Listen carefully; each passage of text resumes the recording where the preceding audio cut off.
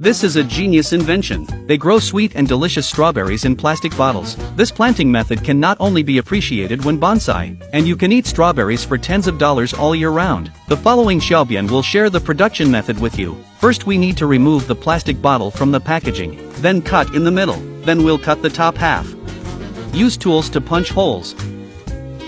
After the hole is punched, we bend it with wire. Make a handle, secure the plastic bottle in place. Then we hung all the plastic bottles in the backyard, on the shelf. Now let's make some nutrient soil. Mix the chicken manure and soil, and then put it all in a plastic bottle. Pay attention to video details.